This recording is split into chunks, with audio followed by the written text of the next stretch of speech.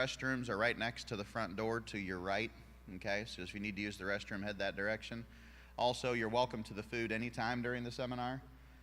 So you can eat it up here too, that's fine. You don't have to sit at the white tables. So if you feel your blood sugar dropping, just go get some food, okay? Real casual today. All right, I think we're about ready to live stream and then we'll get started here.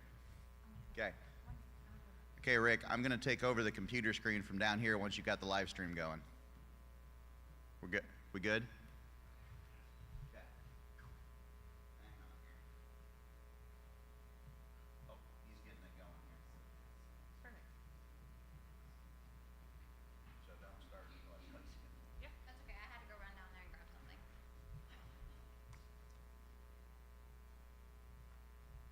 Everybody get the hand? You guys already do the handout? It seems like everybody's kind of Okay. figured it out, Perfect. right? All right, I'm gonna take over here.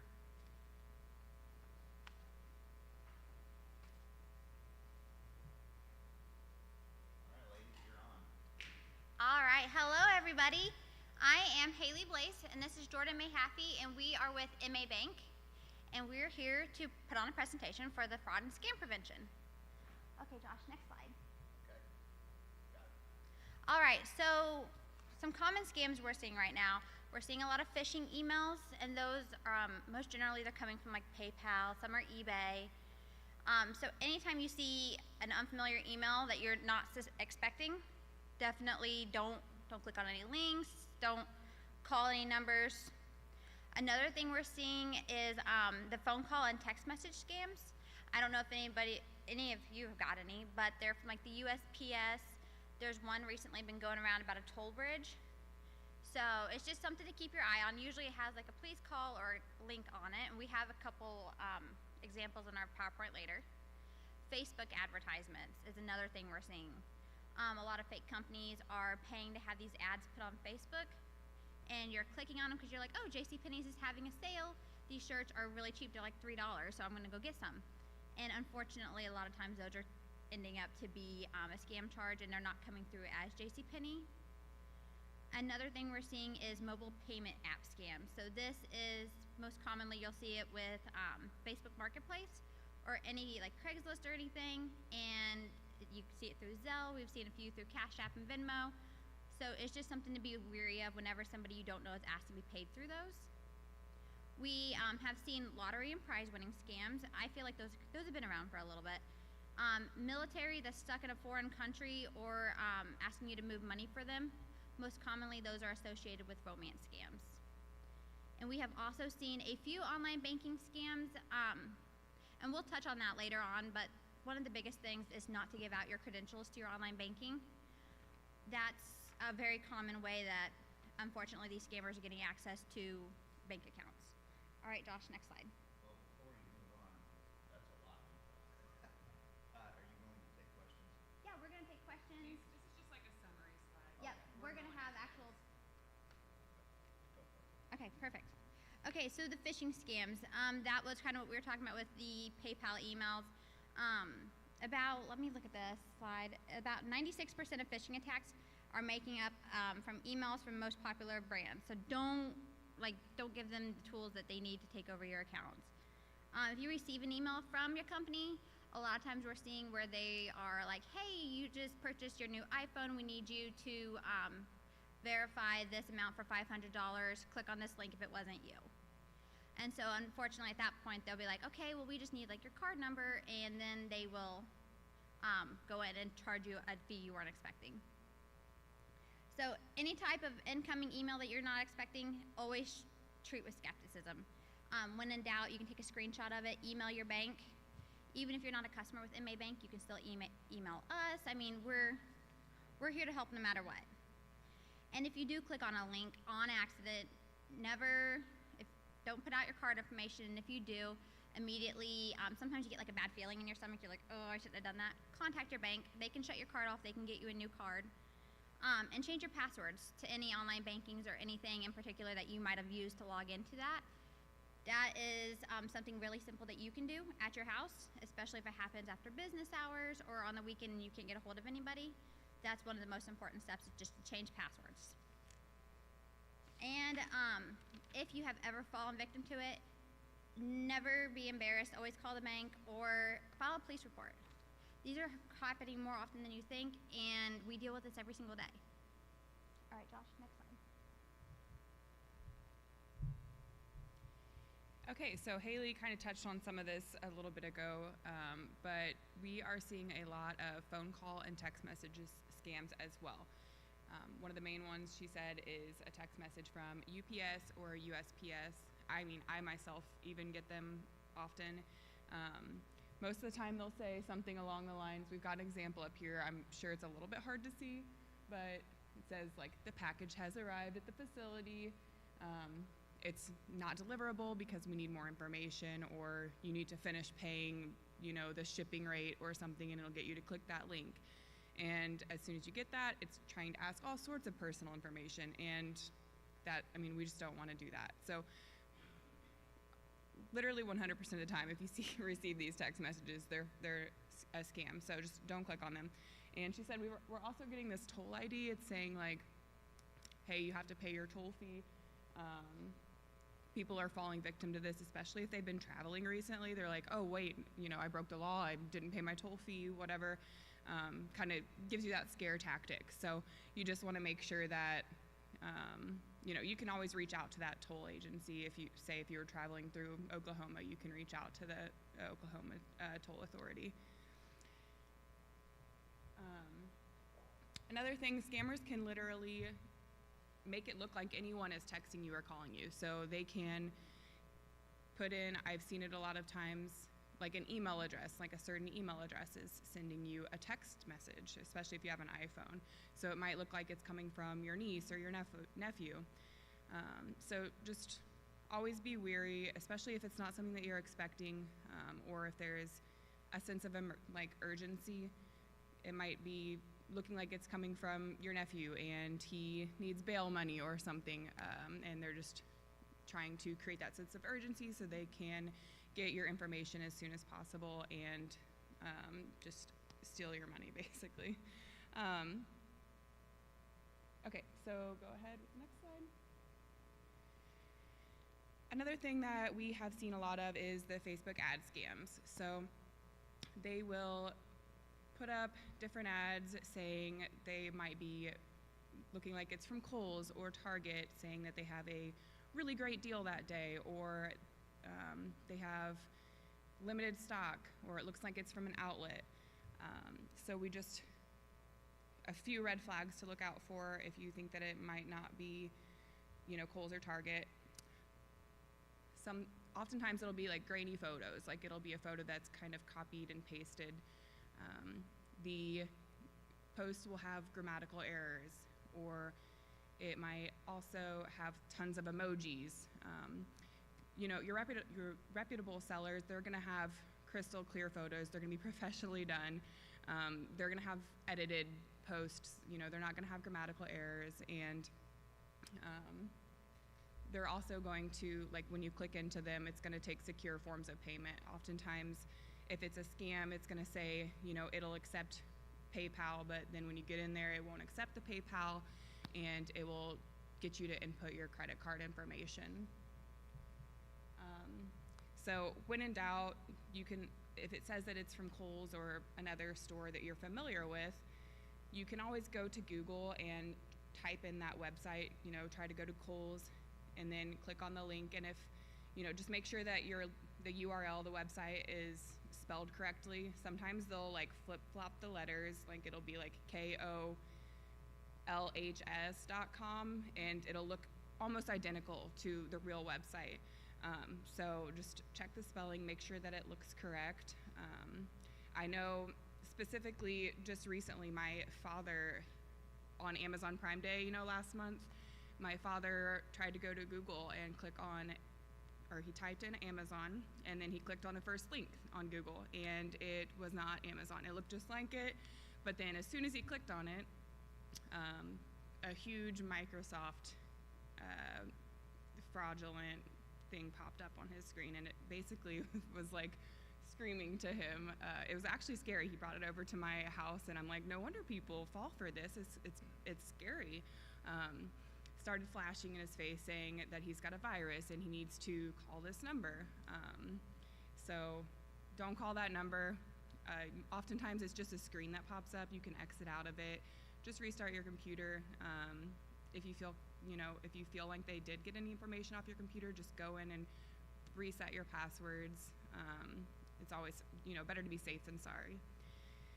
Another thing to mention is on the Facebook ad scams, they oftentimes are like too good to be true deals. So they'll say, like, for instance, we've got a couple examples up here.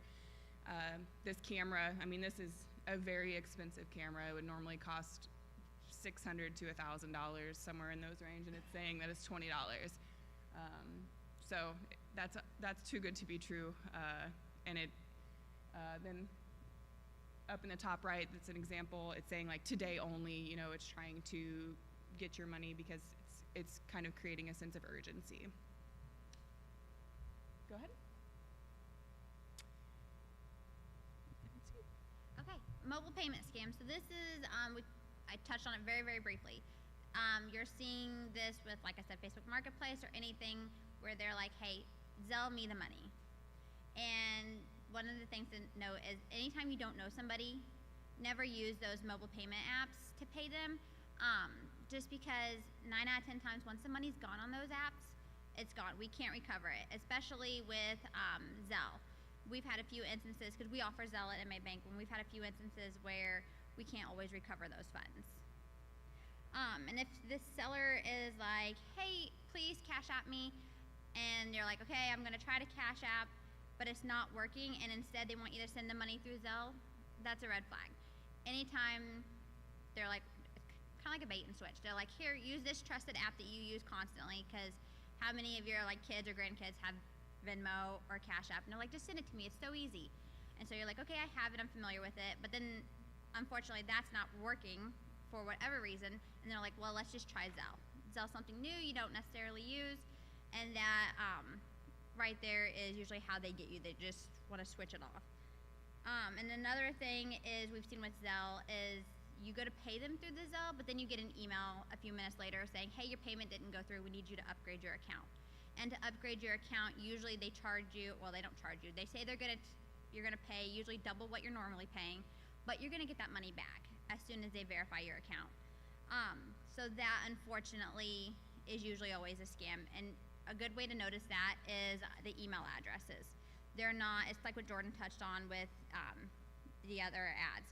They're not the same email address. Zelle isn't gonna email you from like, it's usually some weird bunch of letters and numbers. Zelle's gonna have a specific email address. Usually it's like Zelle, and I don't know their specific one, so I apologize.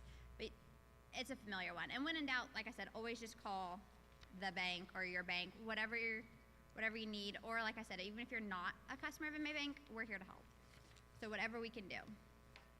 All right, Josh, next slide. Okay, online banking scams. So we've seen this a lot when they're like, hey, we need you to log into your online banking, and we're gonna send you a code, and you're gonna have to give us that code. So that's why, I don't know if you guys have any online bankings or have dealt with those codes, but they specifically say a member of your bank will never ask for those codes, because that is the last line of defense. If for some reason at some point you have given out your online banking credentials, whether that is because you're familiar with who you're talking to, it could be somebody you've met online that you've never actually met in person, or it could be somebody pretending to be from the bank. That they're like, hey, we need your access code, we see some unfamiliar activity on your account. And so if you do that, and then they're like, okay, well now we need the two-factor authentication code, which usually comes from like a six-digit number with a code, and then that you give them that code and that verifies your online banking. And so that's why we always put in those text messages, the bank will never ask for this code. And a lot of the other bigger companies like Amazon and all that who use those two-factor codes, they also will say that. So that's important whenever you get those text messages, never to share that code with somebody else. And on the very bottom, you'll see we say don't help the bad guys, because usually at some point they're going to create a sob story and they're going to say, we need your help with this, we need, this is unusual, but here's the reason why we need it. They're going to pull at your heartstrings they're going to do whatever they can to get you to give them your online banking credentials. And whenever that happens, you just hang up the phone, call your bank, ask to reset your password, maybe go ahead and get a new online banking.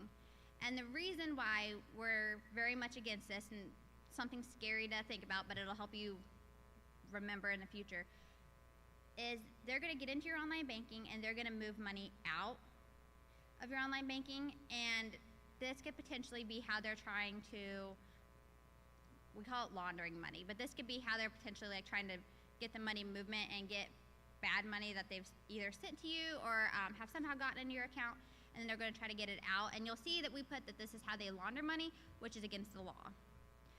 So a lot of online banking scams, they do that, and that's something to be on the lookout whenever they send you money and then need you to send them back out. I think you're up next. Next slide, Josh. Okay, so this isn't really on the same page as the scams, but this is just something that we have been seeing recently, is skimmers on devices. So there are a few different types of skimmers. Most often they're found on gas pumps or sometimes ATMs. Around this area, we're seeing them more on gas pumps. We have seen them locally, specifically the North Casey's. We've seen them a couple times, not to scare you from using that, but you know, we're gonna help you learn some of the tools that you can use to not get caught with a skimmer or not get caught using a skimmer. So on these pictures up here, so the top one on the right is what a normal credit card machine should look like, but then on the left, there's like a little piece added to the front of where you would insert your card, and that is what a skimmer is. So something that you can do is you can try to pull on it. If it pulls off, I mean, that's a skimmer. So if it's sturdy, you should be good to go. Another thing to look at are these seals. So the red seal on the second picture and the bottom picture. The top one, it doesn't look weird, it just looks normal in red. The bottom one, you can see on it, I mean, you might not be able to see it very well, but it's got void all over it. That means that the sticker has came up from the surface, and that writes void, or it kind of creates a little, when the air hits it, makes it say void. So that's something to look at. So if you see that, or if the panel on the front of the gas pump looks uneven in any way, you know, don't use it. You could always go into the gas station and say, hey, like this doesn't look right, which I urge you to. If you see something that doesn't look right, go tell the gas station. Don't just go to the next pump and leave. So that way, if there is a skimmer, they can catch it and no one else is, you know, is gonna fall for that either. I think that was all of that though. So if you need help looking, you can always like Google different types of skimmers. One other thing that I have seen is even inside of gas stations, they can, like on the card reader, they can put like an identical card reader on top of it that's going to catch your keystrokes and what PIN you're entering. So you can always kind of like tug on it a little bit, and if it comes up, I mean, then you know. So that's one other thing to look for, but we don't see it very often around this area as far as I know. So go ahead. Yeah.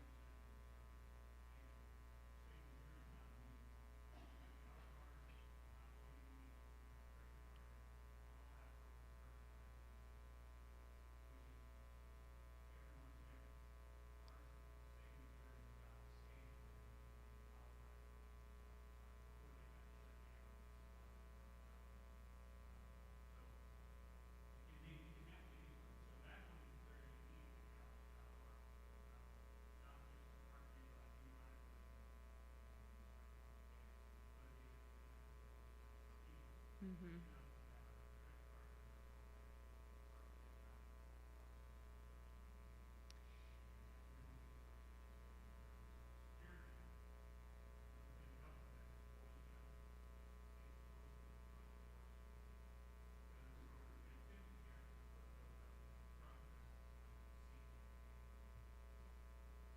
Yes, definitely. And I mean, unfortunately, the fraudsters, they're finding new ways to get your information daily. So we try to stay on top of things and, you know, be proactive, but, you know, they're pretty proactive as well.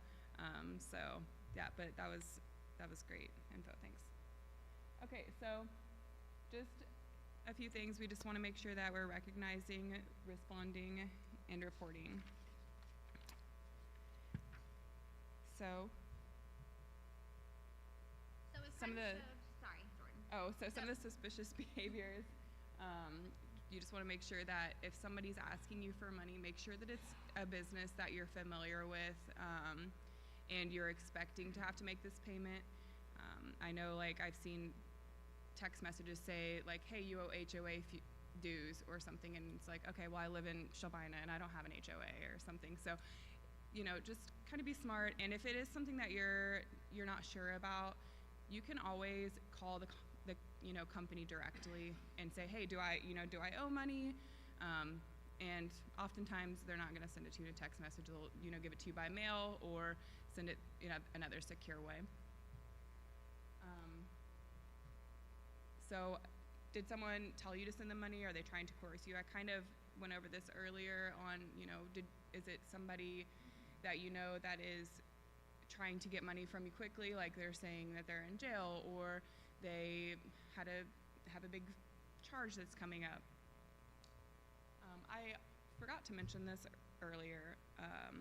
Speaking of, if you think it's someone that you know, oftentimes we have also been seeing fake Facebook profiles.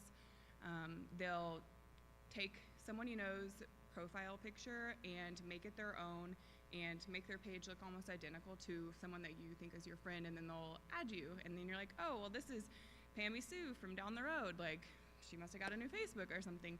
And then once you add them, they're going to start sending you suspicious messages, and you're like, oh, well, I love Pammy Sue, so, you know, like, I'll help her out in a time of need. But message Pammy Sue, go down the road, ask her, you know, hey, did you create a new Facebook?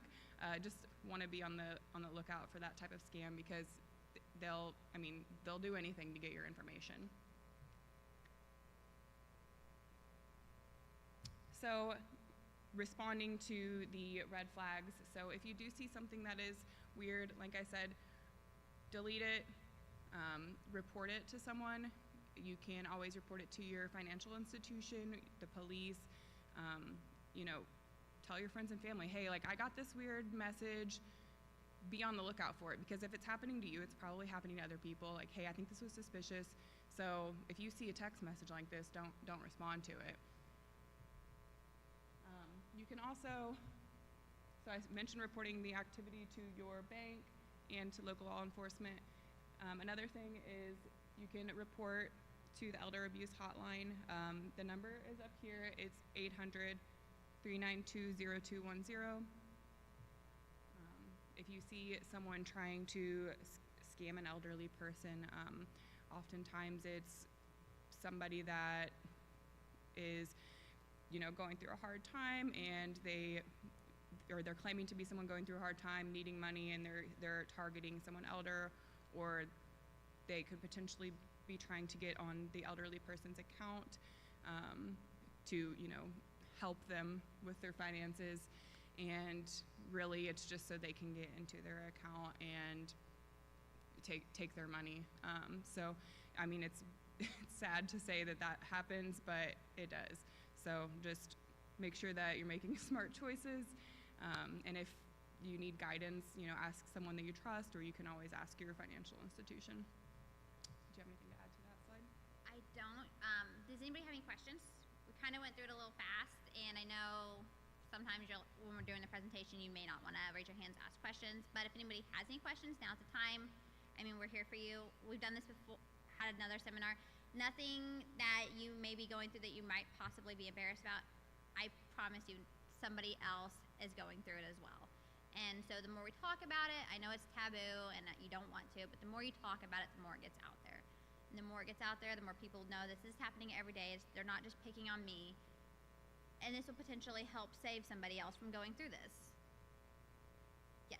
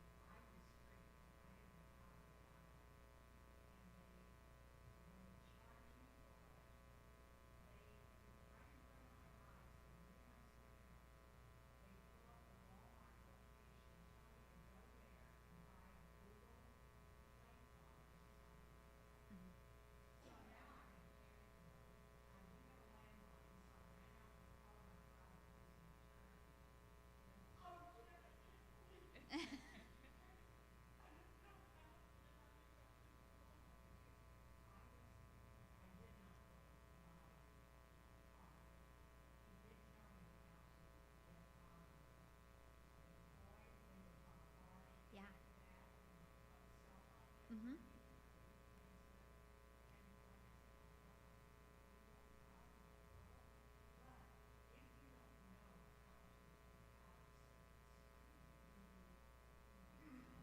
Yeah. Yep.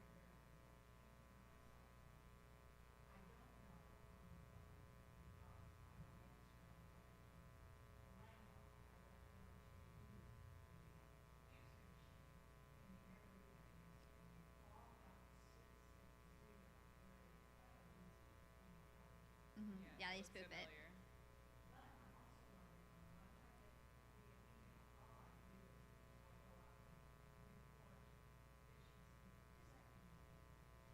I mean, it takes the information back to the company. And so when you did that and you hit report as phishing, the information goes back to the company. Now, whether or not that does any good, unfortunately, you've done your part, so that's great. But we can't make them do. Yep. Yeah. We have something similar at the bank, and once you report it as phishing, it blocks it from everybody else's emails and actually moves it into a quarantine, which is nice.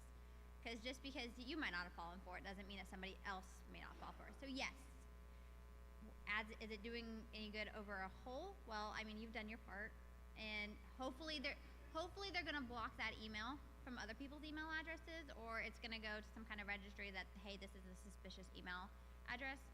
So yeah, I don't think it's not hurting anything. It takes 2 seconds, and if it saves somebody else, then it's worth it.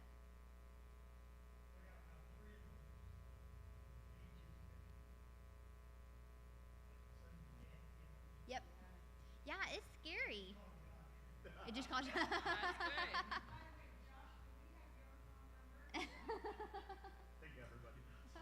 Yeah, I had always heard of the thing that pops up, but I hadn't actually ever seen it until, like I said, my dad fell for it a couple weeks ago, and it is scary and it's loud, and I can definitely see why people would click onto it. What I did is I mean, he hadn't clicked on anything. I just shut his computer down, so that's something you can always do.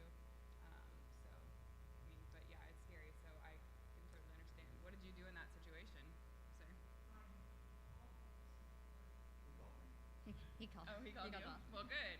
I knew that you were pretty into the IT thing and you help a lot of people out. So that's good that you have somebody that you can call and he'll, be available to you. But to that point, so like you get scared, and we don't always make the best decisions when we're scared. You're gonna make rash decisions. You're trying to get out whatever you can do to fix the problem or get out of there quickly is what you're gonna do. And they rely on that because if you're not thinking clearly, then you're more likely to give them your information. And then you're like, okay, I fell in for a scam. I'm embarrassed, although you shouldn't be, but I completely understand it. You're like, I'm embarrassed. I'm not going to tell anybody. And then at that point, that's when we start to see like dollars racking up, like leaving your account and stuff like that. And that's when it does get really scary. And honestly, part of Jordan and I's jobs are we see that every day, and it's heartbreaking to see because you see the money go out, and not a lot of times we do our best, and I feel like we recover a decent amount of money compared to like normal like averages. However, you can't always recover that money, and it's scary, and sometimes you can't. I'm trying to figure out how I want to word this, but you can't always protect people from themselves. So that's why the more we talk about it, the more they're like, it may raise a red flag in their head, like this isn't normal. I know this person's telling me it's normal to do this, but if 10 other people are saying no, it's not normal, then that might cause them to question it and ask somebody.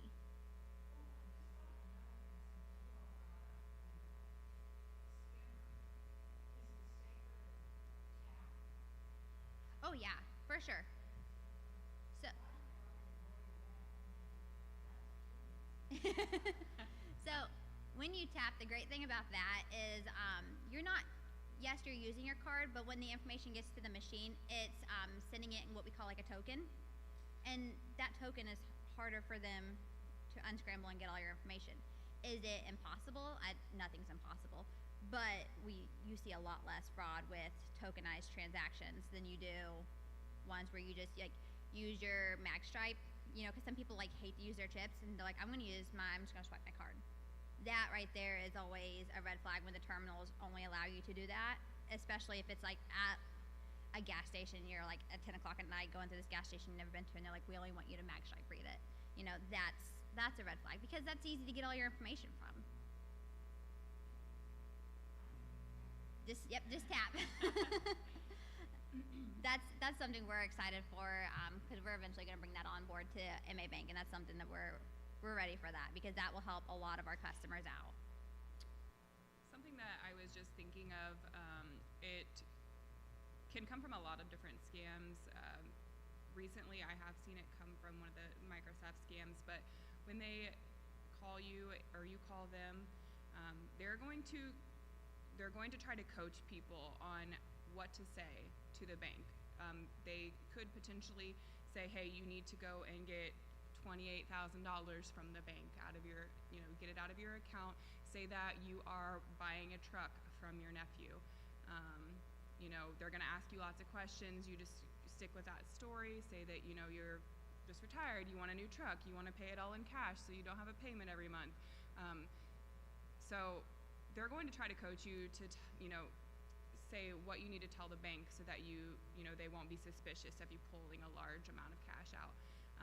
And they will ask you to take that cash and put it into like a Bitcoin machine. And once it's into, that cash is left the bank and is in a Bitcoin machine, there is no recovering it. So the scammers are really smart. They're going to try to coach you on things that you say or that you need to say, and it's really scary, but our banks are asking questions. I know sometimes it seems like, they're just trying to get, follow the government and it's a government conspiracy, whatever. But the banks are asking you questions to protect you. So that's why we ask questions. And that was just a side note on things. Yes.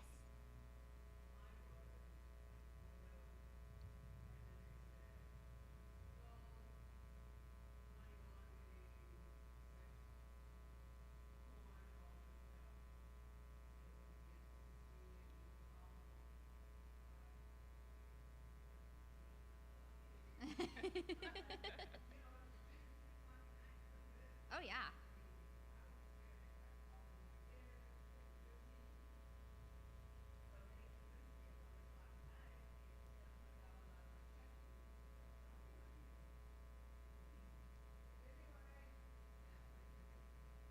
Yeah. And that's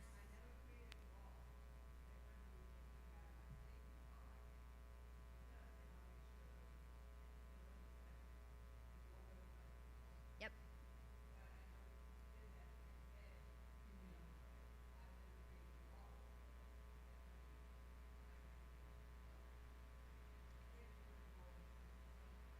Yeah, definitely. And that's what's scary, because you put it into a Bitcoin ATM, and at that point, like sometimes like the FBI has to get involved to recover that. That's how tricky it is to recover it.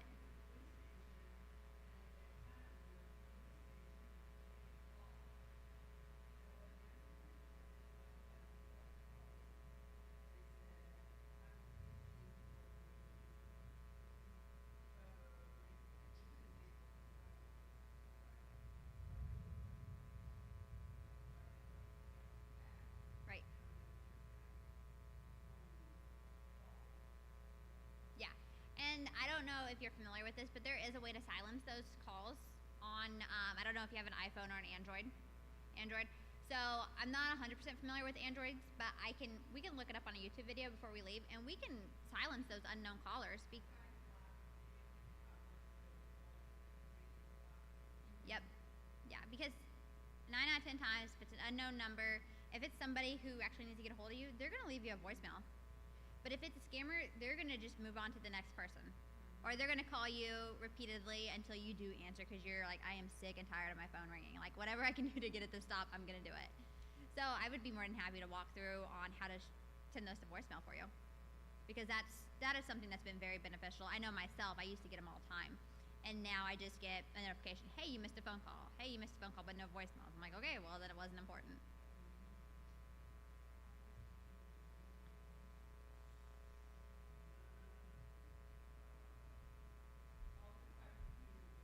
Can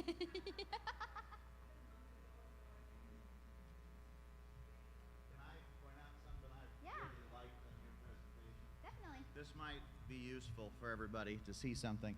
You see the Facebook ad there? It's kind of hard to see, but you see the little smiley face and little like, you know, and then the angry face there in the corner of the 1999 camera ad.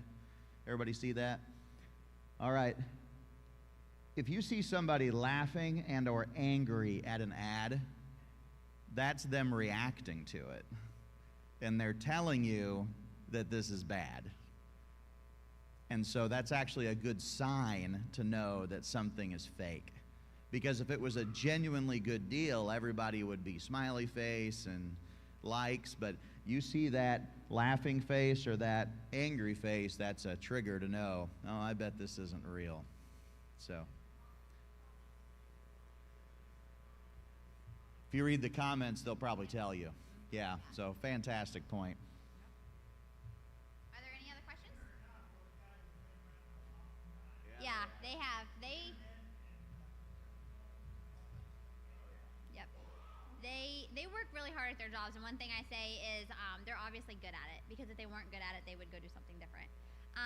So yes, they work hard for their jobs, but I can tell you right now, Jordan and I, and like even MA Bank, like in your banks too, I mean, we're constantly investing time and money into different programs to help save and prevent possible fraudulent activity or scams coming through. So that's something that's like, I don't know if you guys have ever had any experience with this, but a lot of customers, when they call, they're like, hey, my Zelle isn't going through. Usually we have some kind of block on it because we've seen A, either fraudulent activity from that email address, or B, that's just outside of normal activity. So one thing I always tell them, and Jordan always laughs at me when I do this, but the very first question after I verify them, I'm like, so like I'm sending money to my cousin. I'm like, okay, is your cousin in jail? And are they needing this money now? And yeah, you're like, okay, that's a funny question, but they're trying to scare you. And at the very minimum, that's gonna throw whoever I'm talking to, that's gonna throw them for a loop and make them second guess this transaction that they're doing. So if you ever talking to your bank and they ever ask something silly like that, I mean, just know we're just trying to help you. And the more questions we ask, I know it's frustrating, and I know Jordan touched on this, but at the end of the day, you've come to the bank, A, either something's already happened to your account, or B, we're the last line of defense. And we want to keep your money with you. We don't want these people to have your money, because we've seen it ruin, I don't want to say this ruin their lives, but I mean, it's seriously been like put a financial hurt on them, and some people, if it's a smaller amount, you can recover. I know you mentioned $700, and that's a lot of money. We've seen it upwards of thousands and thousands of dollars, and that's when it really starts getting scary. And that's why we ask the questions. That's why I know it's annoying, and I know you're like, I just need to get off the phone, I'm in a hurry. But sometimes we're the last line of defense, and I know it's annoying, but you've got to answer those questions, and you've got to answer them truthfully. Even if somebody is coaching you and telling you to send the money and tell your bank you're sending it to, you're buying a truck or whatever, you've got to be honest, because we can't help you if you won't tell us what's really going on. And it's embarrassing for you, yes, but I promise you it's not the first time we've seen it.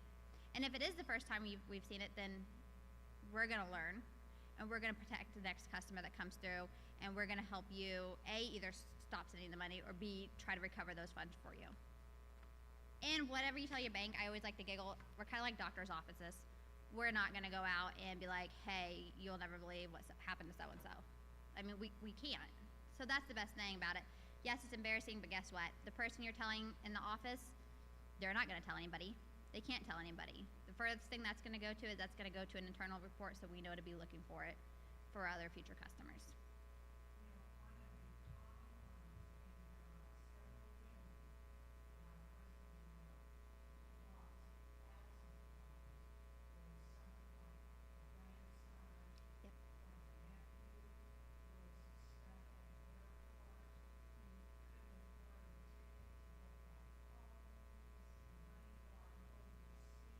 Mm-hmm. Yeah.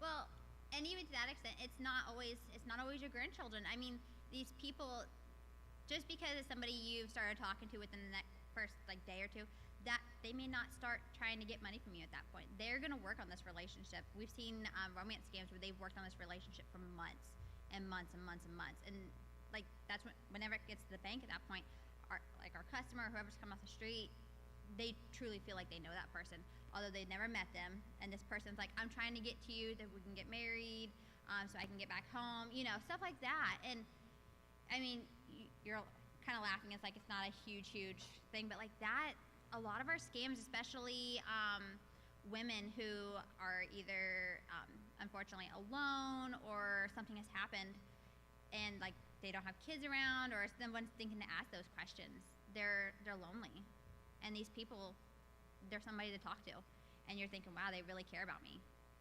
And that's what's scary, is because at that point you built a relationship and you think it's true and you think they're coming home, and unfortunately they're just after the thousands of dollars that they can get out of you.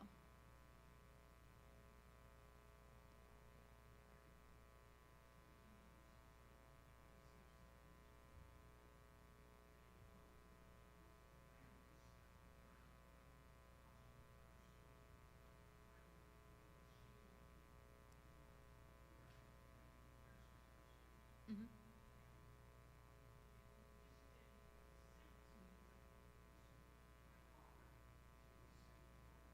She's like, I'm just drinking my coffee. What are you talking about? Yeah. Yeah, just go straight to the source if you ever have questions like you did. That was a great group. All right. Well, if nobody else has any other questions, we want to take a quick break and let Jeff Stacy come and speak to us. So, Perfect. And before the break, 'cause I didn't touch on this. Sorry, Josh. You're like, get off the stage. Um, we do have flyers and handouts over there. They talk about phishing scam tips, and it goes over for your emails, phone calls, text messages, and mobile payment apps. So this isn't necessarily exactly what we touched on today, but this is a great reference to take home. We also have fraud red flags magnets to stick on your fridge. And it talks about anything that could potentially raise a red flag, like they're asking you to open a link, they're trying to coerce you into doing something. So that's just always great to have right there. You see your fridge every single day, and it's always going to be on a reminder. We also, Multiple times a day for me. yeah, for sure.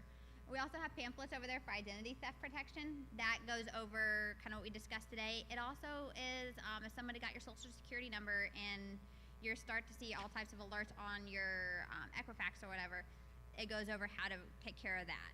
So definitely, at the very minimum, if you take away anything from today, take away these handouts. They're free, they're for you. It's a lot of great information. Yeah, and we're going to leave some with Josh as well. And any of this stuff, even if you're not a customer at MA Bank, stop in and say, hey, I would like some kind of fraud prevention or anything like handouts. Can you provide me with something? We'll provide you with something. We will get whatever we can to protect you in your hands. Thank you, guys. Thank you. all right. And I want you to know, everybody speaking today came as a volunteer, so they came of their own free will and time on a Saturday morning to do this. That's their supervisor there in the corner, so pretty cool. They all came. All that information is free. So let's take a 5-minute break. Got bathroom, got food, and then we'll meet back here, and we'll hear from our local law enforcement officer, Jeff Stacy.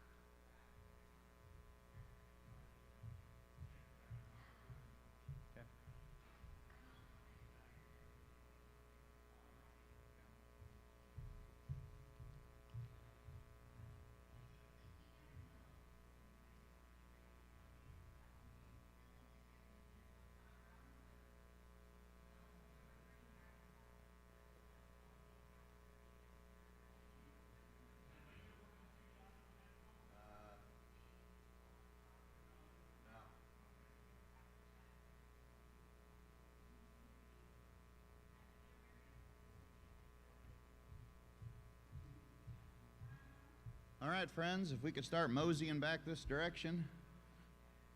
We're going to try to fit 2 speakers into the next hour. We'll see if we're successful. I'm a big believer in ending on time, so come on up.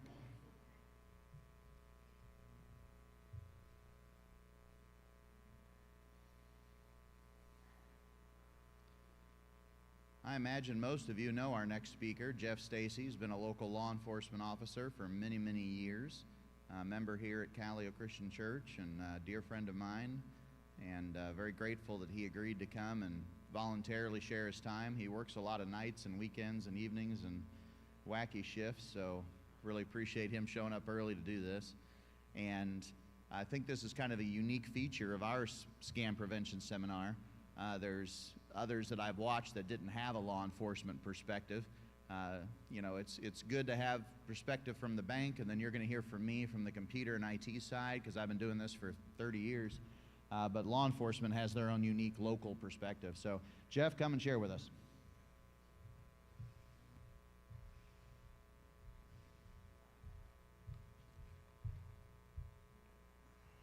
Well, since he introduced me and everything, I ain't got to go through that part, so we'll kind of get to it.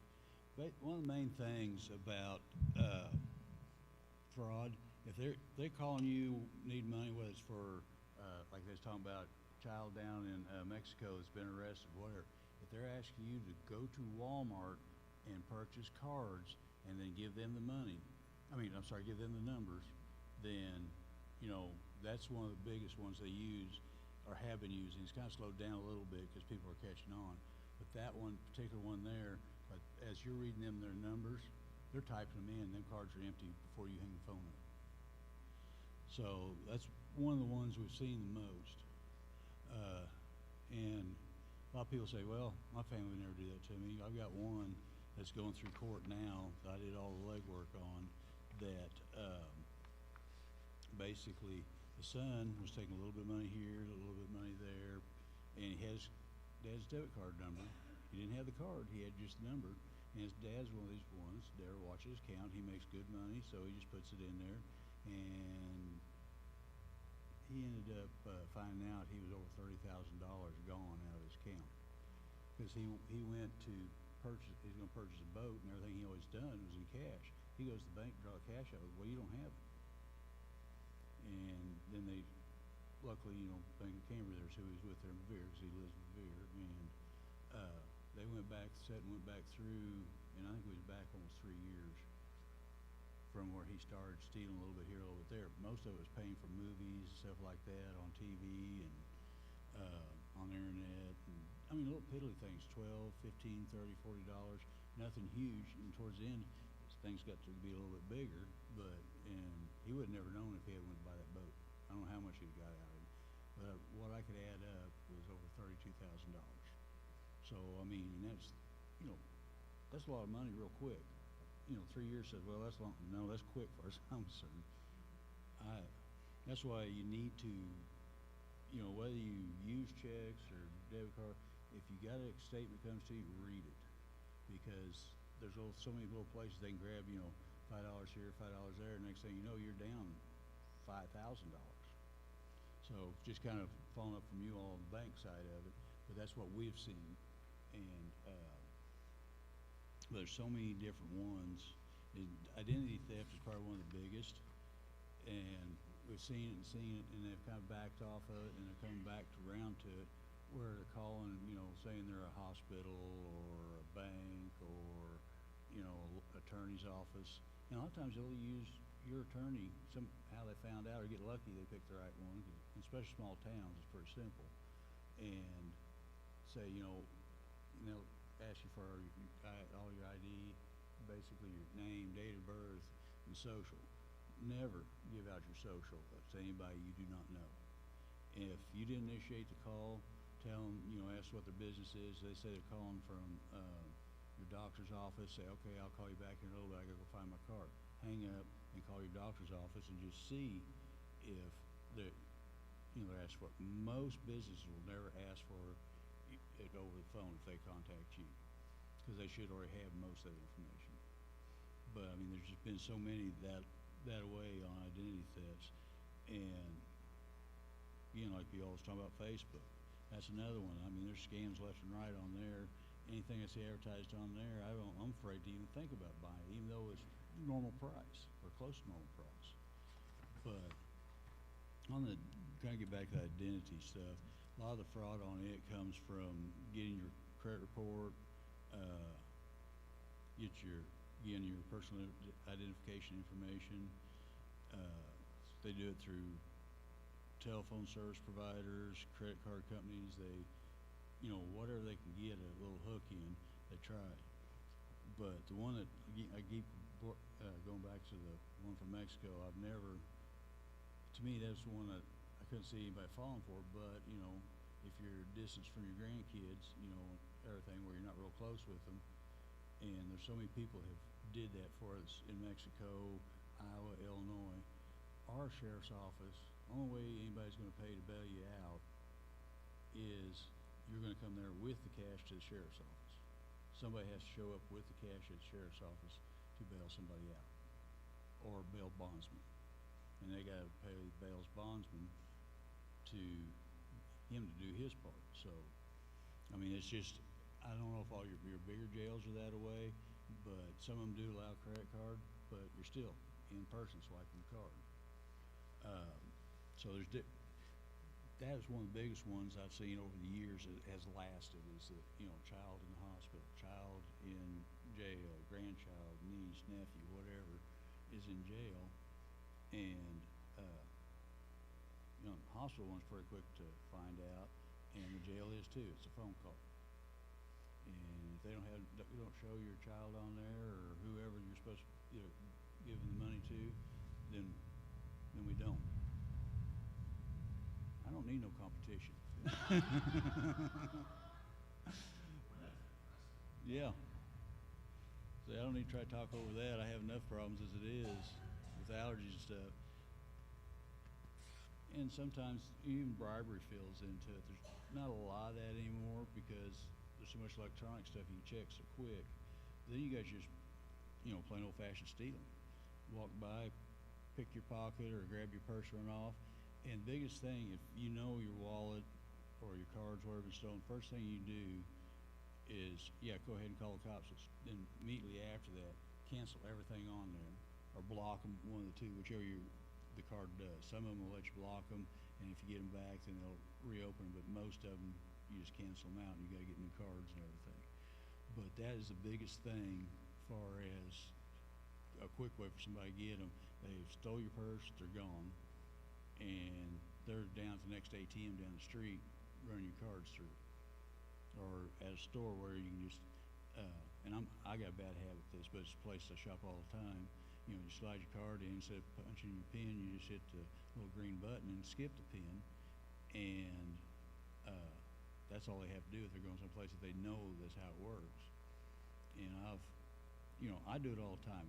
It's probably not a good thing, but I'm the one using my card. I'm in, West Lakes where I'm making. I know what's going on, so there's not, that type of thing's not a big deal. But you get off in strange places and stuff, and they see that's what you do, 'cause they're watching. If they're going to steal from you, they're watching you, have been watching you for a little bit. And some of the other things they do, they stand nearby a ATM where you're punching numbers in, and they get your numbers. Or if you're giving it over the phone to somebody, your PIN or password to, family members, so they can get an online pay for something you missed. They're listening for that kind of thing. Steal your mail, including statements and stuff. Out. And the credit card officers, they send them all, and you just got to call back and have just very little information, and you can have a fresh credit card, and then you're getting the bill for it, and I'm having fun with your money.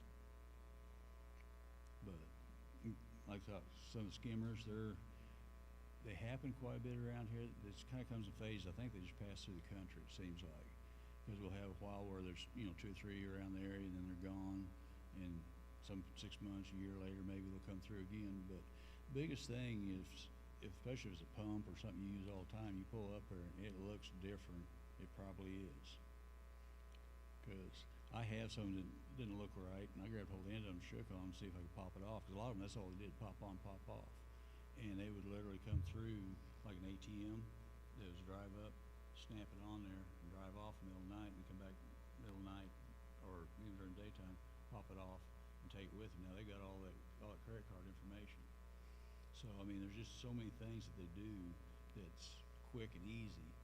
They don't want work. You can tell that. But you know, check fraud, like they're saying, it's not near as much because people don't write checks like they used to. But again, they're talking about when we stand back here about washing checks or just printing their own and fake checks. But there's just so much of that that used to go on so big because I mean everybody used checks in, and everybody does it either online or debit card. So it's a little bit different on them. Not that they don't happen. Open utility accounts in your name, and they'll sit there. Yeah, they'll give the $100 deposit, whatever, and that's all they're planning on paying for the next 3 to 6 months before they get the power shut off. And on down the road.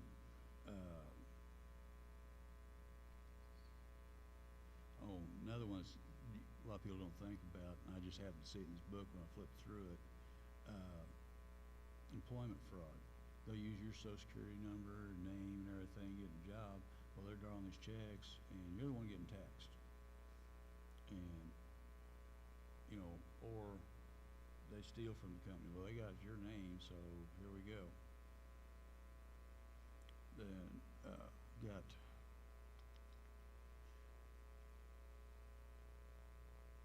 excuse me.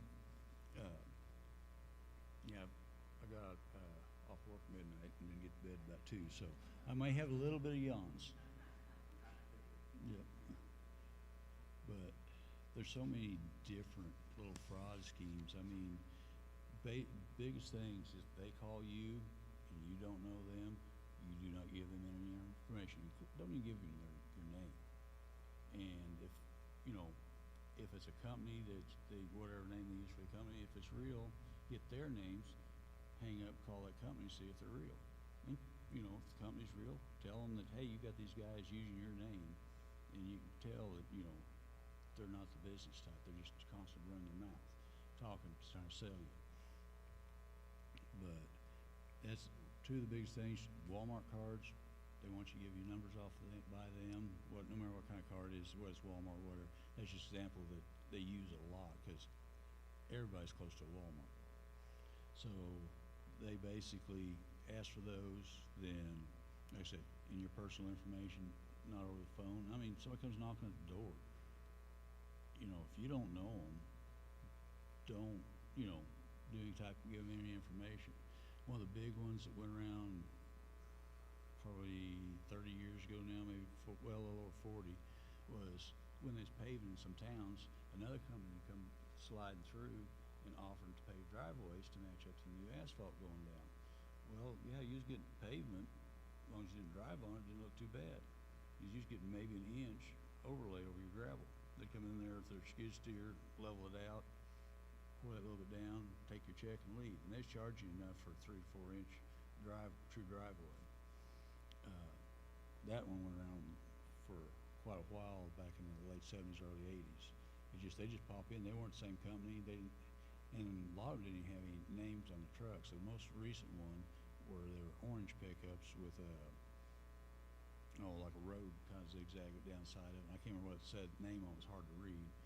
But, and I say that, and there is a real company that has trucks like that. This company, these guys were, truly fakes, and they were going around selling pavement and this, that, and other. May or may not do it. And overseal on it for businesses and stuff, or somebody's driveway that they already have, and what they's putting on was nothing like what should be put on. Recently, a lot of the roofing stuff. Give me X number of dollars so I can buy the supplies, and you pay them for, whatever, say $6,000-7,000 to buy the shingles, and the shingles never come back, and they don't either, and they're long gone. Building fences, the same way. You wouldn't think it'd be that much, but they do the same thing there. Get the money for the supplies and never show up.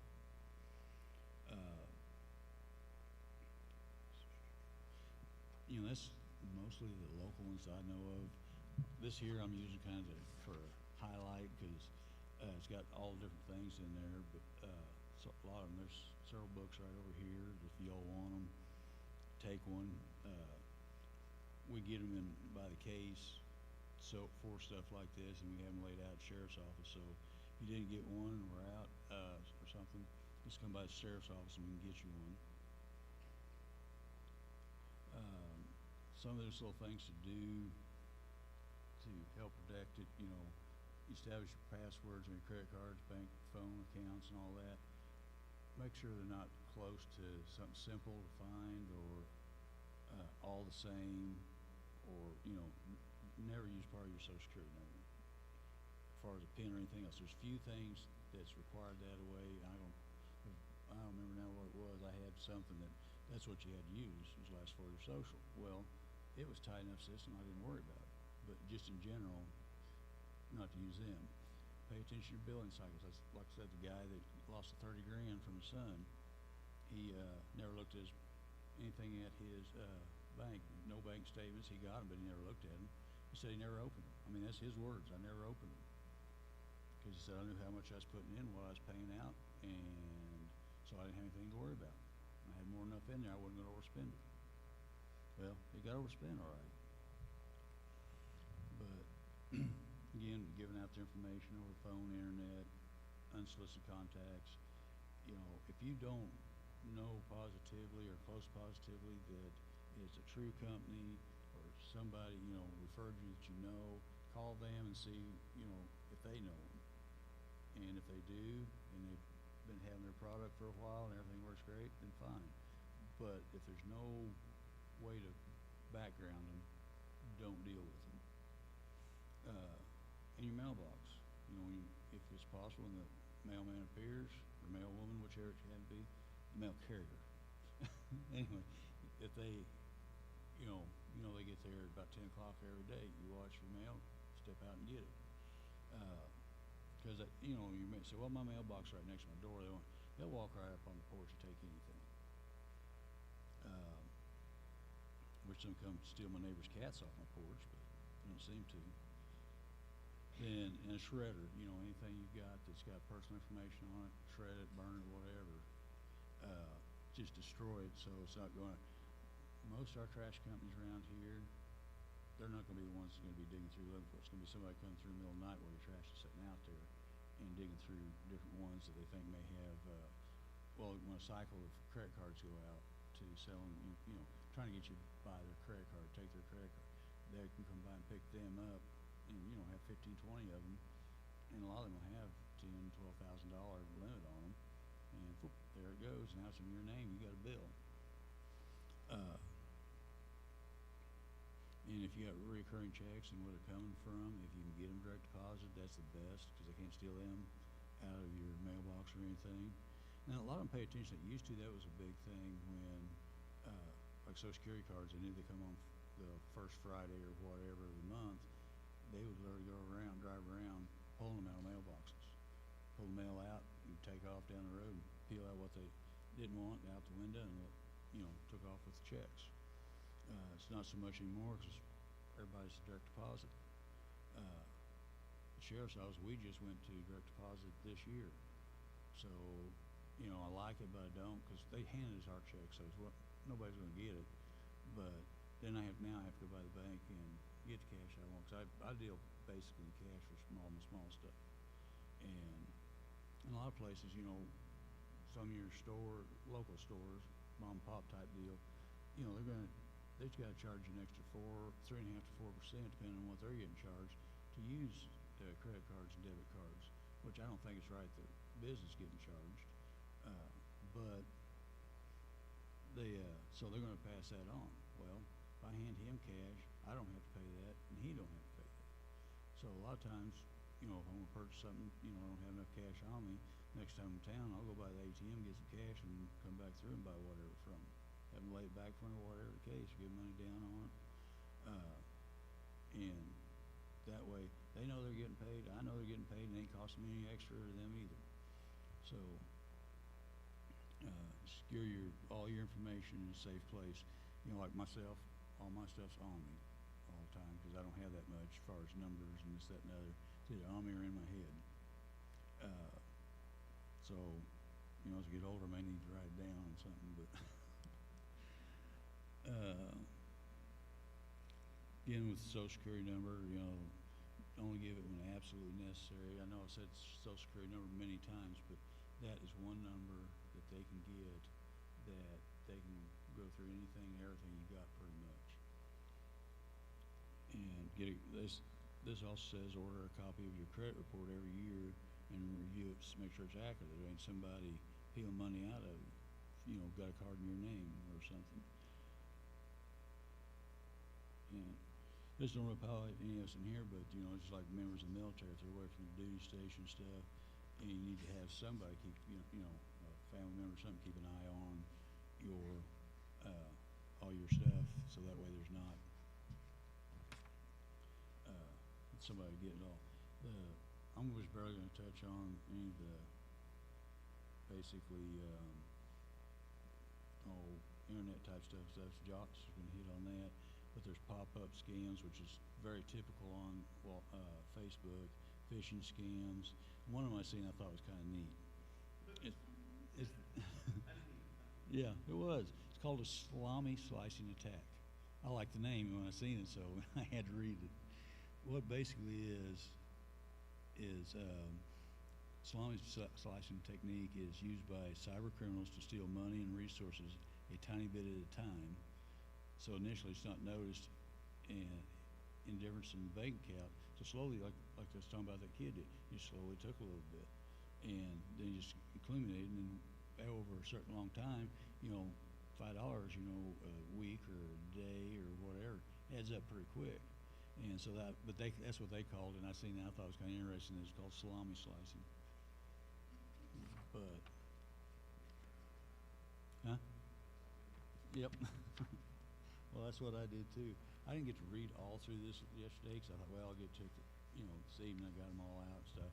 I threw them in my truck and kept one on my desk. Well, that one's still on my desk. I never got back to the office. So, but anyway, anybody got any questions on some of this stuff? There's, you know, a lot of the street cons, which most of them that they say in here are kind of older, but they still happen. It's basically somebody comes up, you know, two older women dressed nice and stuff, you know, and maybe one black, one white, just make it like there's just nobody, you know, nobody to fear. They find this box and they ask if yours. Well, no. Then they open up, see what's in it. There's a bunch of cash in it. Well, they say, you know, they act like they call an attorney. And they said, you know, it's yours, you'll do what you want. Well, they have to be gone, so they're going to leave her with the cash and go up to an ATM, and you know, she'll just divide it out between them, and they leave with the bag of real money, and you're left with a bag of shredded paper. So I mean that's one of the old ones. They don't do it quite as much, but it's called a pigeon drop. Fundraisers on behalf of law enforcement and firefighters, EMS, them are probably ones that burn me the most because we're collecting to help your people, you know, and there is some legit ones, but most of them call on the phone. Well, and especially say, we appreciate your donation last year. You didn't donate anything last year. That is a big, you know, I hear that. I said, no, I didn't give to you all, so I'm pretty sure you're not real. Have a nice day. Click. And sometimes they want to say this, that, and the other, or they've called me back, and I said a lot more meaner things to them. But anyway, that's one of the biggest things that probably bother me is when you're using some organization to collect money that's supposed to be there to help people. Or it's, you know, March of Dimes is one that's been used a lot, and different ones like that. And they're basically a fraud to begin with, because you take your dollar you give them, half that dollar is going to pay the CEOs and all the big dogs. Then the next half of that, the 25 cents there, is going to pay people handling. And in the end, it's probably going to be about a nickel or a dime that actually goes to the project. I mean, I'm just using their name. I mean, not particularly. There's one that they're one of the ones that has been showed that's the way it works. You know, they got a CEO making $3, $4, or $5 million a year, and it's supposed to be a caring type thing to help out others, and they're helping themselves. And, you know, you've been hearing the one on the radio all the time about the IRS. We will not contact you about this, this, and this. And they're correct, they don't. And that's still one of them. And basically like the bail bonds thing, if you think it's, you know, they're wanting 10 grand, even though you got it, contact a local bondsman and have them go over to the jail. If they're not there, then, you know, you may end up paying the bondsman a little bit for his time, but you're not out several thousands of dollars. In obituary scams, believe it or not, there's some of those, they basically they prey on, you know, families in mourning and everything. Well, you know, your dad had this bill we need you to take care of, or your mom had this one, or they made this investment with us and we need X number of dollars to, you know, take it out and give it back to you. So, I mean, there's so many that come together. And sweepstakes ones, of course, you know, there was one real sweepstake forever. I don't even know if they still operate, but they were same. And even jury duties, they take, well, if you get us X number of dollars, we'll make so you don't have to go. So you send them money, and then you get a notice from the court that if you don't appear at such and such time, then you will be sitting in jail. So, I mean, there's just so many different ones out there. Some are old, some are new, some are very well tried and work very well. But does anybody, and a little bit, basically, you call us and we do a little investigation, and a big part of it, they're overseas. Afghanistan, all that area, that's why you hear their voices so much. They are actually in that country stealing from you, and there's not a thing we can do about it from the United States side. So has anybody got any questions? Okay.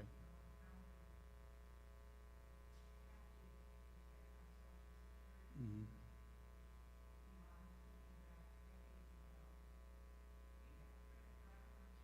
Oh yeah. Yeah.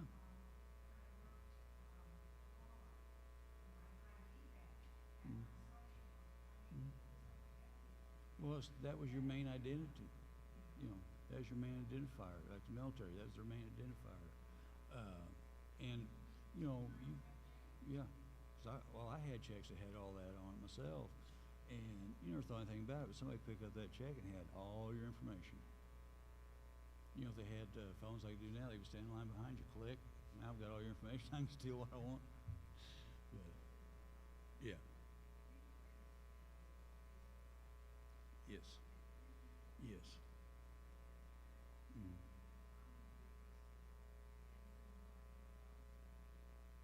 Mm-hmm. Yeah.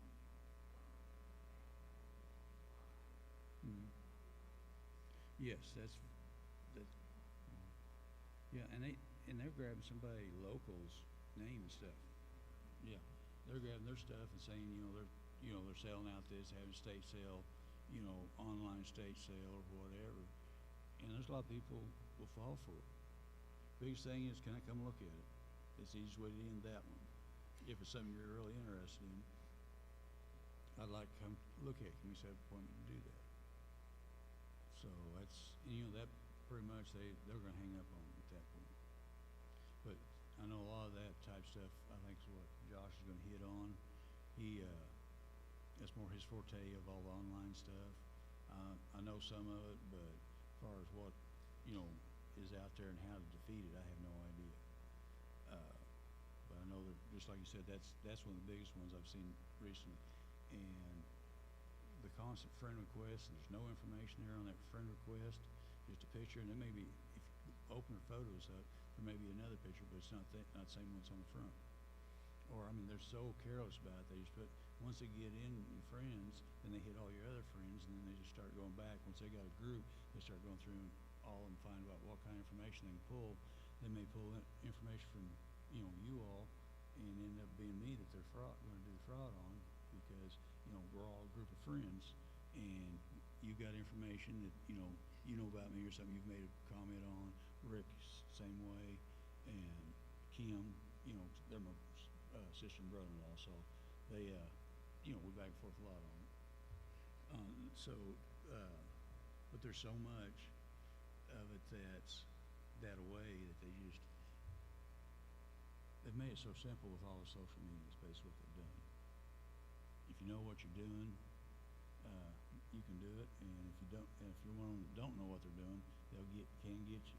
So just if you don't, a lot of them I don't know or something, or somebody I do know, but there's not a picture on it. I got sent one, a couple 3 weeks ago, name I knew very well, but all it has is just a little guy that's there for no picture. And there were no pictures in it, and I left it lay instead of getting rid of it because he's not very computer savvy, I guess, for lack of better words.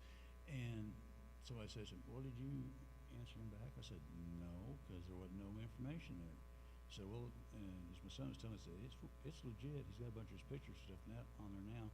And I've opened it back up and looked, and he did. He had family pictures, some hunts he went on, some stuff he had mounted and stuff that I personally knew he had that somebody else wouldn't just be able to get and put up. But I'm very wary on taking any type of friends that I don't know. So I get them from New York, Ontario, and I only know one person in New York, and he's not going to be sending out extras. So there's just a lot of simple things like that when it comes to Facebook. But any other questions or comments, or I'm going to get out of Josh's way. Thank you so much. Yeah, you're welcome. All right, that was awesome. Well, I'm learning all kinds of things today, and I've been doing this forever, so that's pretty neat. All right. Salami slicing. I like salami. Isn't it sad that they like name things after things you like? You know, like I'm one of the few people that like Spam, and then they named it Spam, you know. And then salami. I like salami. All right, quick break, and then let me finish you up. So just a couple minutes here.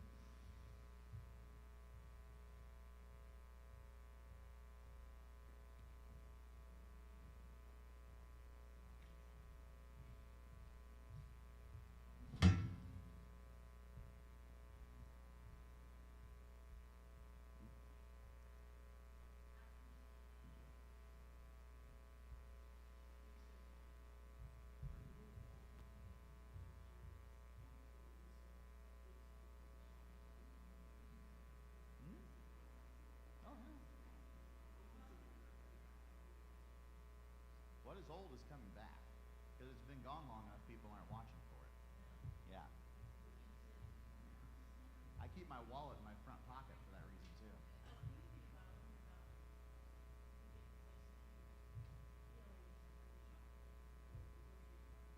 Yeah. Right. Oh yeah. For sure.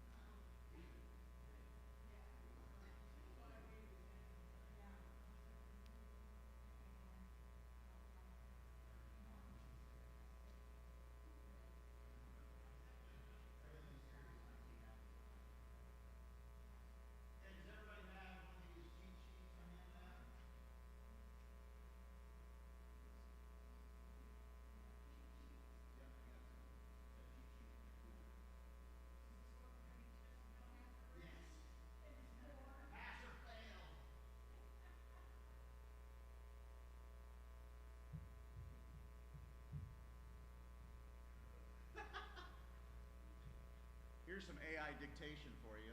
I got some cheese. That's what it said there. Yeah. Yeah, I know, right? It's pretty cool.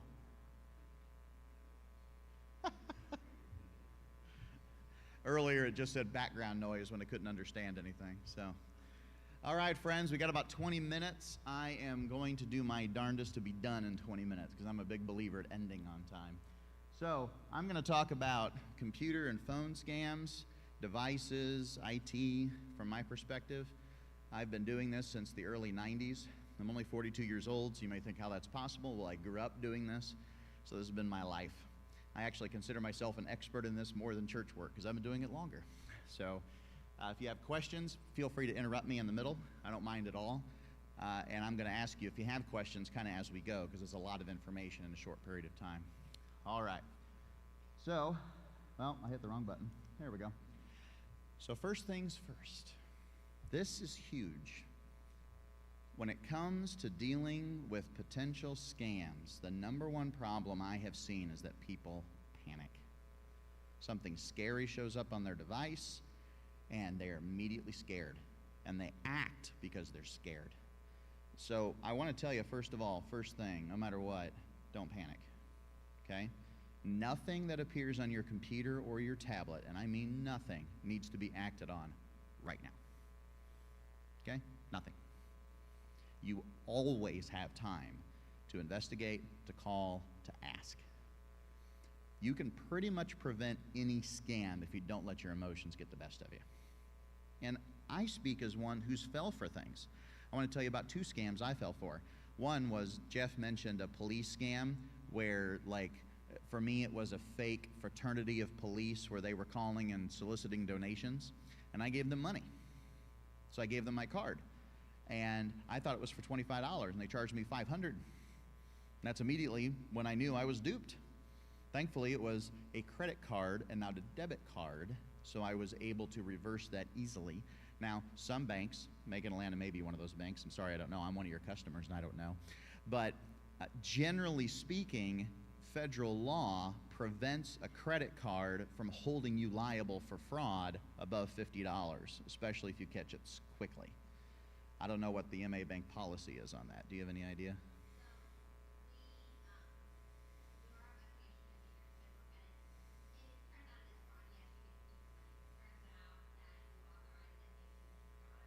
I see.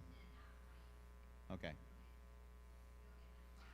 So one thing that I personally recommend, and it's okay if we disagree, by the way, is that I always recommend for any online transaction that you use a credit card and not a debit card.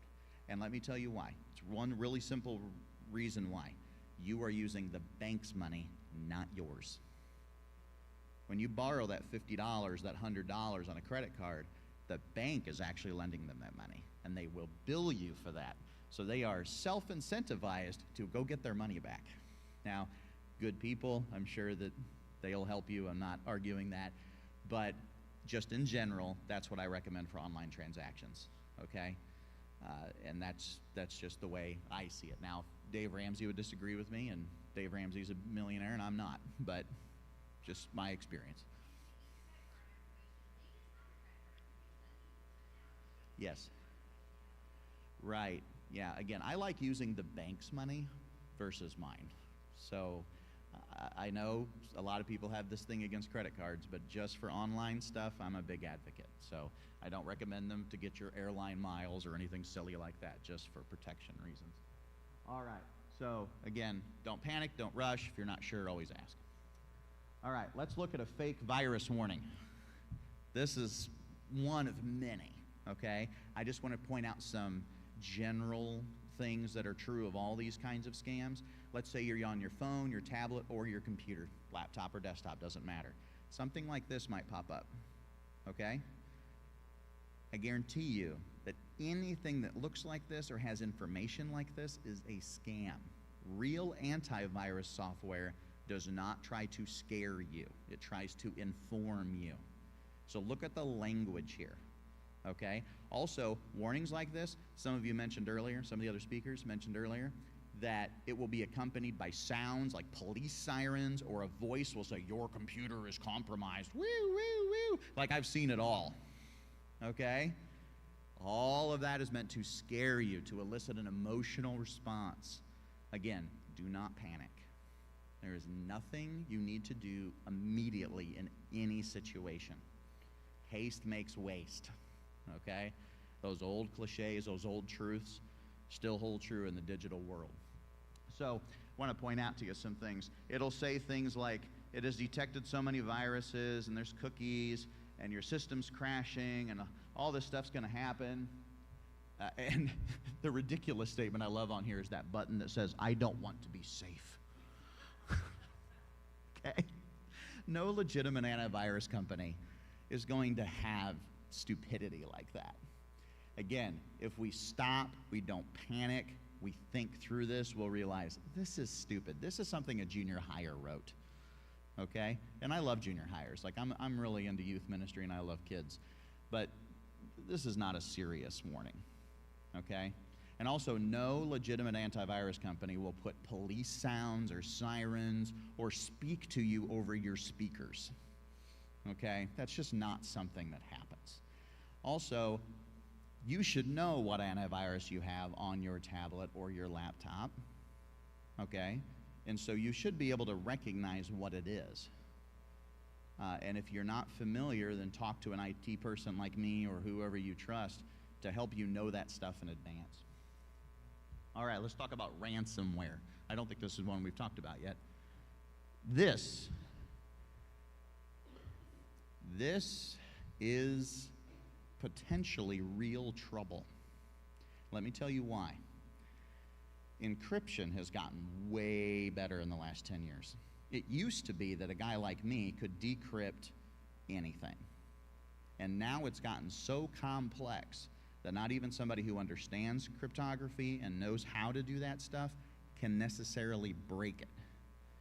I had a situation just yesterday morning, an elderly couple in Macon who fell for a scam, got something similar to this on their computer, and they followed the instructions. They not only gave the people money, they encrypted their own computer where they couldn't access it. The only way to solve this, and thank goodness they had a backup, was to wipe their computer out and restore everything from backup. Because if they've done a modern encryption scheme, even I can't break it. Okay? So this is why you need to have backup. If your computer, laptop, desktop, your tablet, your phone, if you do not have a backup enabled, and sometimes backups cost money, okay? We're talking between $1 and $10 a month, depending on what you're doing. That is an essential service in today's world. It is not an option to have a backup. You need to have a backup. Because if you do get encrypted through one of these kinds of scams, that may be the only way to save your data, okay? Like, I don't have the miracle fixes I used to because encryption has gotten so good in recent years. Now, at the same time, you see something like this, do not panic. If the damage has been done, it's already been done. Acting quickly isn't going to change anything at this point, okay? What we want to do now is limit the damage.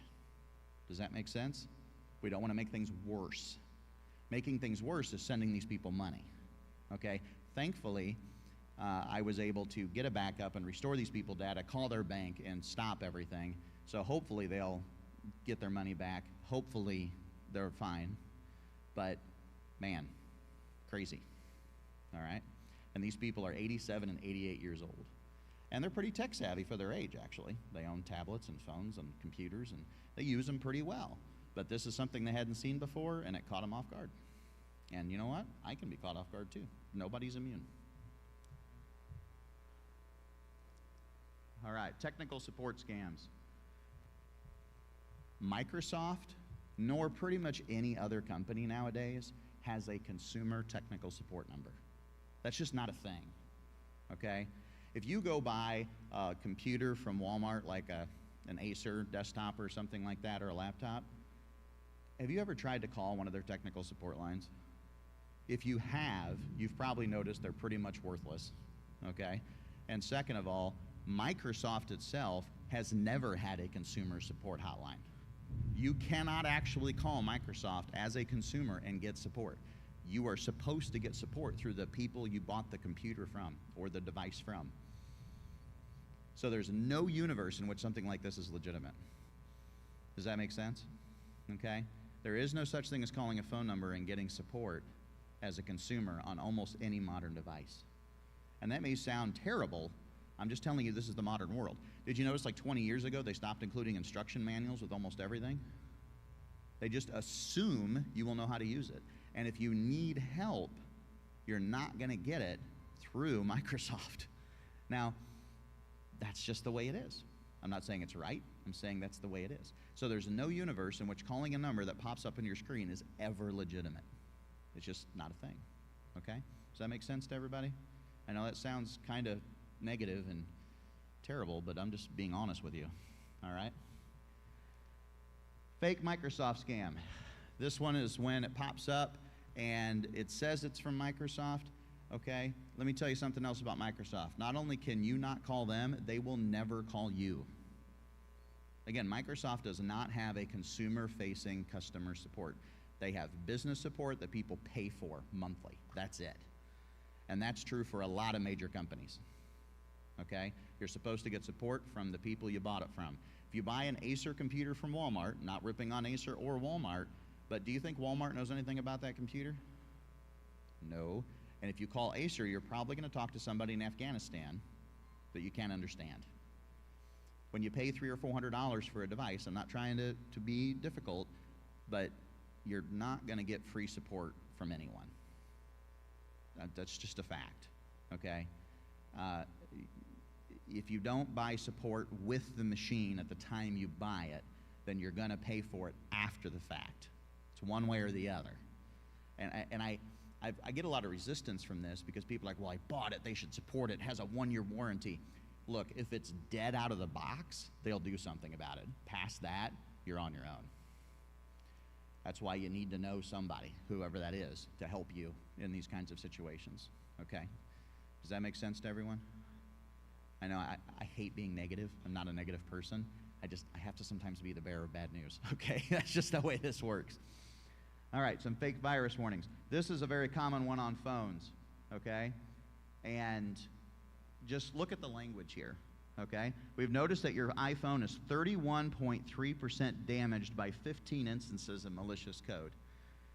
There is no device on earth and no software on earth that can estimate how damaged anything is. That's not the way electronics work, okay? There's no way that's the way this works.